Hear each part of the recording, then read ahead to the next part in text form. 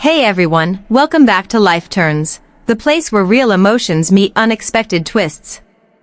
Today's story isn't just about love or betrayal, it's about dignity, self-respect, and what happens when kindness is mistaken for weakness.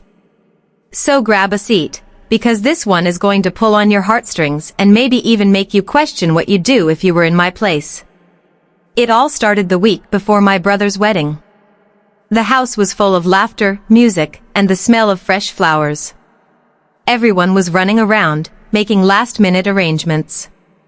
I was beyond excited, not just because my brother was getting married, but because I had been handling most of the wedding payments. I'd been the one talking to vendors, confirming the venue, making advance payments for decorations, catering, and photography. I wanted everything to be perfect for him, because he'd always been more than a brother to me, he was my best friend. But as they say, sometimes life turns when you least expect it. The bride, let's call her Emily, had always seemed polite but distant. She never really made an effort to bond with me or the family. Still, I brushed it off, thinking maybe she was just nervous or shy. I mean, weddings are stressful, right? So I told myself not to take it personally. Then came the rehearsal dinner. Everyone was gathered, raising toasts, laughing, and celebrating. I was sitting near the edge of the table, checking that all the payments for the next day were confirmed. That's when I overheard Emily whisper to one of her friends, "I just hope she doesn't ruin the pictures. I don't even want her in them." I froze. For a moment, I thought maybe I heard wrong. Maybe she was talking about someone else. But then she looked directly at me, smirked, and turned away. It felt like someone had pulled the ground out from under me. My chest tightened and my eyes stung, but I kept smiling. I didn't want to make a scene, not when my brother was so happy. I told myself to stay calm, that this was his moment, not mine. But deep down, I could feel a storm building. The next morning, I got to the wedding venue early to check the decorations and confirm the catering. I was running through the payment checklist when Emily walked in with her bridesmaids. She looked stunning, of course every bride does. But the way she looked at me, like I didn't belong there, made me want to disappear. Still, I stayed polite. I smiled and said, "Everything's ready. Just waiting for you to make the day beautiful." She didn't even smile back. Instead, she walked up to me right in front of her friends and said, "Actually, I think you should leave before the ceremony starts. You make things uncomfortable." My heart dropped. I blinked, thinking maybe she was joking. "What?" I asked, trying to keep my voice steady. She crossed her arms and said, "I just don't want you here. You've done your part, and honestly, it's best if you go. This day is about me and your brother, not you." I felt my face burning. Everyone was watching, the decorators, the bridesmaids, even the photographer. I could feel tears welling up, but I refused to let them fall. I just nodded, whispered, "Sure," and walked out. My hands were trembling. My brother hadn't even arrived yet. I sat in my car, staring at the bouquet of flowers I'd picked up that morning, and for the first time, I felt truly unwanted. I could have driven home and cried myself to sleep. I could have let her win. But as I sat there, something inside me snapped. All those nights I'd stayed up making sure the bills were paid, the hours I'd spent negotiating prices, the effort I'd poured into making that day perfect, it suddenly meant nothing to her. I wasn't family, I was just an inconvenience. So I opened my phone, went through every contact, the caterer, the florist, the decorator, the venue manager, and I said one line to each, "Please put everything on hold." The bride requested changes. They all sounded confused, but they agreed. Within an hour, almost every payment I'd made was cancelled or frozen. The venue was unpaid, the catering paused, and the decorations stopped midway. I didn't even feel guilty. I was done being taken for granted. By noon, my phone started blowing up. First, my mother called, asking why the caterers hadn't arrived. Then my brother called, sounding panicked. I didn't pick up. I just sat there, watching my phone buzz, feeling a strange mix of pain and power. It wasn't revenge, it was self-respect. Sometimes you have to remind people that kindness isn't free. Later that afternoon, I finally got a text from my brother. It said, "What did you do?" "Emily's freaking out. The decorator left." I took a deep breath before replying, "Ask your bride." She told me to leave, so I did. And I took my responsibilities with me. There was silence for about 10 minutes before he called. His voice was low, almost shaking. "Please tell me this is a misunderstanding," he said. I told him everything, every word Emily had said, every look she gave me, how she humiliated me in front of everyone. He didn't say anything for a long time. Then I heard him whisper, "I'll handle it." When my brother said, "I'll handle it," I thought maybe he'd calm her down, maybe he'd smooth things over, and somehow, the wedding would continue. But deep inside, I also knew something had changed forever. You can't unhear the words that break your heart, and you can't unsee the way someone looks at you like you don't matter. About an hour later, I got another call, this time from my cousin, who was helping coordinate guests. She said, "Hey, are you coming back? Everyone's panicking. The bride is crying, your brother's furious, and the guests are starting to arrive." I almost laughed, not because it was funny, but because the situation was spinning out of control faster than anyone imagined. I told her calmly, "No, I'm not coming back. Tell my brother if he wants to talk, he knows where to find me." And I hung up. I sat there in my car, hands shaking, trying to breathe. For years, I'd been the one keeping my family together, the peacemaker, the helper, the problem solver. And now, I was the villain in someone else's story. 2 hours later, my brother showed up at my apartment. He looked exhausted, still in his wedding suit, his tie half undone, and his face red with stress. "You canceled everything?" he asked. His voice wasn't angry, just broken. I nodded. "She told me to leave, and I did. You can't ask me to stay where I'm not wanted." He sat down on the couch, buried his face in his hands, and said quietly, "You won't believe what happened after you left." He told me that when Emily realized the vendors were gone, she completely lost control. She accused me of trying to ruin her life, told everyone I was jealous, and started screaming at my mother for allowing me to interfere. My brother tried to calm her down, but she wouldn't listen. She even threw her bouquet at him. Then he looked up at me, eyes full of something I hadn't seen in him before, disappointment, but not at me. "I can't marry someone who disrespects my family," he said. "You were right to leave. I should have seen it sooner." For a second, I couldn't breathe. "Are you saying you canceled the wedding?" I whispered. He nodded slowly. "I called it off." I was stunned. My mind couldn't process it.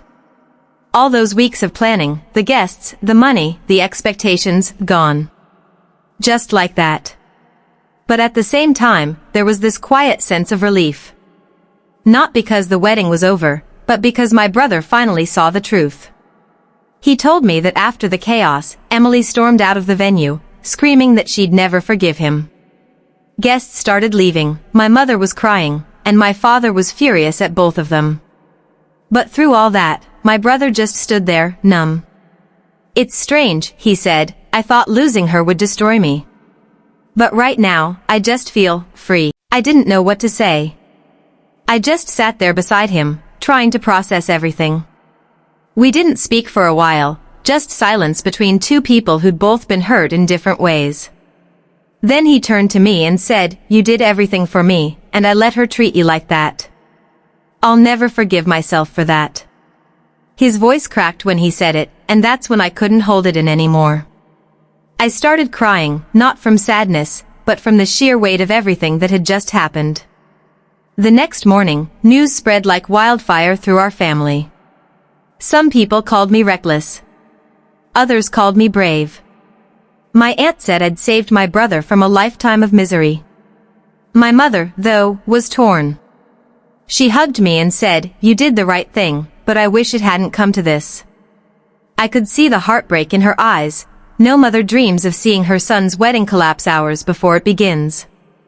Later that day, my brother and I sat together, sipping coffee in silence. He looked tired but peaceful. "Do you think she ever loved me?" he asked softly. I didn't answer right away. Finally, I said, "Maybe she loved the idea of the wedding, not the marriage. There's a difference."